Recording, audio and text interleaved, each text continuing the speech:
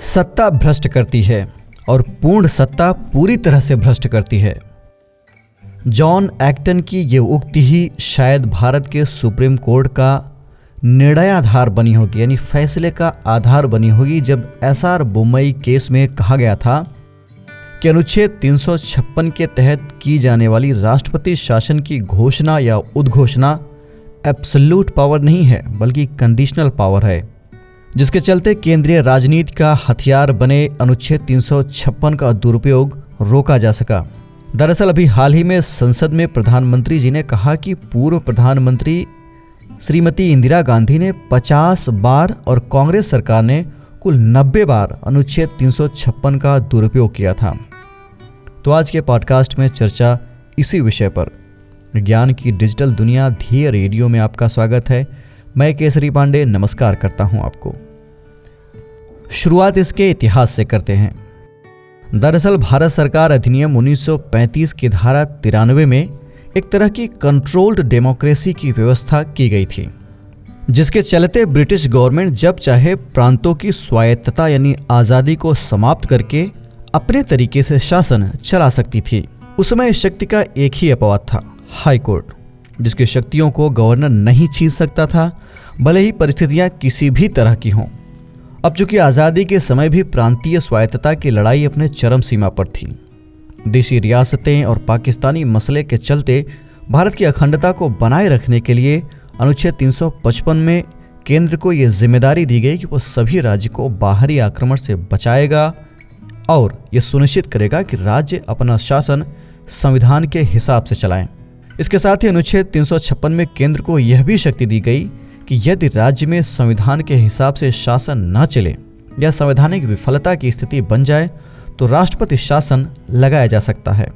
उस समय इस पर संघवाद का विरोधी प्रावधान होने का आरोप भी लगा, जिसके बाद डॉक्टर अंबेडकर ने इसे संविधान का मृत पत्र कहा था। यानी संविधान निर्माताओं की यह अपेक्षा थी कि ऐसा कोई मौका आएगा नहीं जिसमें इसकी जरूरत पड़े या फिर इसे लागू करना पड़े। वैसे इसे भले लोगों का भ्रम मात्र कहा जा सकता है। यानी यहाँ फिर से वही बात आएगी कि सत्ता के लालच लोगों को भ्रष्ट कर देती है। वो रश्मिरथी की एक प्रसिद्ध लाइन है ना कि जब नाश मनुज पर छाता है पहले विवेक मर जाता है। तो भारतीय सत्ताधारियों ने कर्तव्य को शक्ति समझ के खूब इसका विवेकहीन इस्तेमाल किया। केंद्र में जब कांग्रेस का दबदबा था तो उस दौरान अनुच्छेद 356 का इस्तेमाल राज्यों में वामपंथी और क्षेत्रीय दलों की सरकारों के खिलाफ जम के इसका प्रयोग किया गया। साल 1959 तक जवाहरलाल नेहरू की सरकार ने 6 बार इस अनुच्छेद का इस्तेमाल किया था। इसी वक्त 1959 में केरल में दुनिया की पहली निर्वाचित कम्युनिस्ट सरकार को भी हटाया गया था। 1960 के दशक में इसका 11 बार इस्तेमाल किया गया था। 1966 में इंदिरा गांधी के सत्ता में आने के बाद 1967 से 1969 के बीच 7 बार इस अनुच्छेद का इस्तेमाल किया गया। सबसे ज्यादा अशांत राजनीतिक दशक था 1970, जिसमें 1970 से 74 यानी 1974 के बीच 19 बार राष्ट्रपति शासन लगा। आपातकाल के बाद जब जनता पार्टी की सरकार आई तो उन्होंने 1977 में 9 राज्यों में कांग्रेस सरकार को खारिज करने के लिए इसका इस्तेमाल किया। इसके बाद अब बारी कांग्रेस सरकार की थी। जब 1980 में इंदिरा गांधी सत्ता में लौटी तो उनकी सरकार ने भी 9 राज्यों में राष्ट्रपति शासन लगा दिया। 1992-93 में प्रधानमंत्री नरसिम्हा राव ने यूपी में कल्याण सिंह की सरकार के अलावा बाबरी मस्जिद विध्वंस के मद्देनजर भाजपा की 3 सरकारों को बर्खास्त कर दिया। ये आंकड़े बताने का मकसद सिर्फ इतना है कि आप इसे अंदाजा लगा सकें कि कितना इसका दुरुपयोग हो रहा था और हर सरकार कर रही थी अपने अपने हिसाब से।